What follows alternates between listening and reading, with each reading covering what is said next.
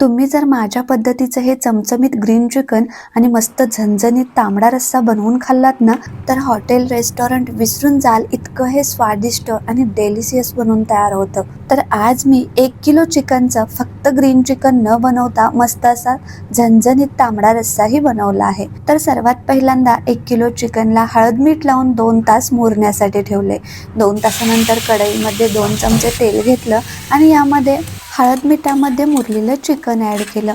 2 ते 3 मिनटं तेलामध्ये चांगलं परतून घेतलं आणि पाणी न घालता 5 मिनटं झाकण लावून मंद गॅसवरती शिजवून घेतलं. त्यानंतर चिकनमध्ये 1 लिटर गरम पाणी ॲड केलं आणि यातील अर्धा चिकनचा स्टॉक तांबड्या रश्श्यासाठी बाजूला काढून ठेवला. आता ग्रीन चिकनचं वाटण बनवण्यासाठी मिक्सरच्या भांड्यामध्ये 2 मुठी देठासहित कोथिंबीर, 1 मूठ पुदिना, 3 ते 4 हिरव्या मिरच्या, 8 ते 10 लसूण पाकळ्या, 1 इंच आल्याचे तुकडे आणि 8 ते 10 अख्खे भिजवलेले काजू ॲड केले आणि बारीक वाटण बनवून घेतलं. त्यानंतर कढईमध्ये 2 चमचे तेल घेतलं.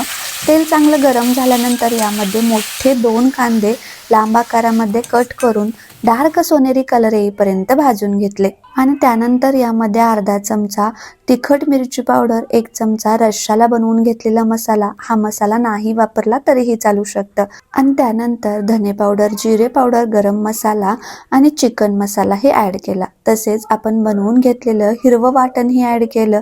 आता हे वाटण चांगलं तेल सुटेपर्यंत परतून घेतलं आणि यामध्ये चिमूटभर ग्रीन कलर ही ॲड केला. आता अर्धवट शिजवून घेतलेलं चिकन आणि अर्धा लिटर चिकनचा स्टॉक ही ॲड केला.